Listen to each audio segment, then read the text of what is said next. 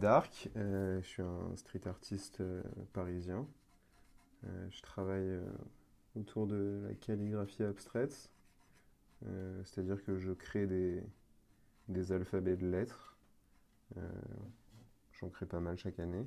Et à partir de ça, après, je me sers de ces lettres, soit pour faire des compositions graphiques qui vont être plus de l'écriture automatique avec ces lettres, soit sinon j'utilise les lettres en séparé et ça me permet de développer des univers illustratifs. Peut-être le prof de calligraphie que j'ai eu, enfin de typographie que j'ai eu quand j'étais en école de graphisme, où c'est un peu lui qui m'a ouvert les yeux sur sortir un peu du cadre classique de juste écrire une ligne avec de la calligraphie. Et comme je faisais déjà un peu de graffiti à côté, je me suis dit pourquoi pas mélanger les deux et faire un lien entre la calligraphie et le graffiti. Et en fait, c'est un peu comme ça que du coup j'ai découvert la calligraphie, qui est un mouvement d'art à part entière qui a été créé par Neil Schaumelman en 2008. Et en fait, du coup, tout s'est lancé un peu comme ça.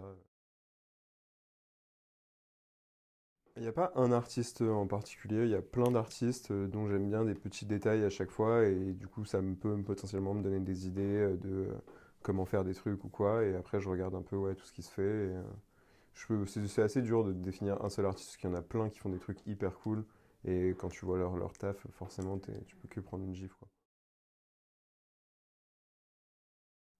Depuis 3 mois maintenant je suis à la cale avec tous les copains, avec Ninin, Jérémy, Oji, et tous les autres. Et du coup, ouais, c'est plutôt cool comme endroit pour bosser. Ouais, il y a un message d'universalité, je dirais. Parce que vraiment, quand j'ai commencé à créer des lettres, c'était vraiment la base du truc, c'était d'essayer de prendre des bouts de lettres d'alphabet à droite à gauche, de les mélanger ensemble. Et en fait, du coup, grâce à ça, tu crées une espèce d'universalité à travers des milliers de langages qui existent partout, que tu mélanges. Et du coup, l'idée, c'était vraiment de montrer à tout le monde que les gens dans plein de pays différents ont une langue en particulier et que cette langue elle sert à dire la même chose. Donc au final, tous les langages c'est un peu les mêmes. Donc en fait, si tu mélanges tous les langages ensemble, bah, tu obtiens un langage qui n'existe pas, mais qui au final existe un peu parce que tout le monde se sert des langages. Tu vois. Bah, je pense que c'est la vie d'une œuvre. En fait, justement, c'est cool. En fait, le rapport à la rue, pour moi, c'est vraiment ça. C'est quand tu mets une œuvre dans la rue, en fait, à partir du moment où tu l'as posée, elle t'appartient plus vraiment. Je suis pour le monde du marché de l'art parce que bah, faire de l'art dans la rue, ça te fait pas gagner d'argent. Au contraire, la plupart du temps, ça t'en coûte.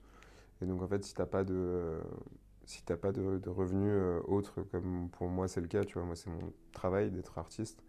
Donc, si j'ai pas de revenus par rapport à ce que je fais dans la rue, il faut bien que je trouve des revenus à droite à gauche. Alors j'ai un peu deux points de vue différents sur cette question, parce que un peu bah, comme Codex est capable de le dire dans son bouquin, le street art ça part de l'essence même du fait de faire quelque chose d'illégal dans la rue. Donc, donc si tu prends ce postulat-là, forcément bah, tu te dis que s'il est légal, c'est plus vraiment de l'art urbain. Mais en même temps, j'estime aussi que genre tout art qui est posé dans la rue, que ce soit légal ou pas légal, ça reste de l'art urbain, parce que bah, c'est un art qui va se retrouver dans la rue. Donc, donc je suis assez mitigé entre les deux. Je pense que ce serait une bonne chose qu'il soit reconnu dans le sens où on estimerait peut-être un peu plus le travail des artistes qui travaillent dans la rue et les projets qu'ils peuvent faire, comme ça peut être le cas pour les top 10 des artistes les plus connus au monde, tu vois. Mais ouais, je pense qu'il faut un juste équilibre entre les deux, quoi.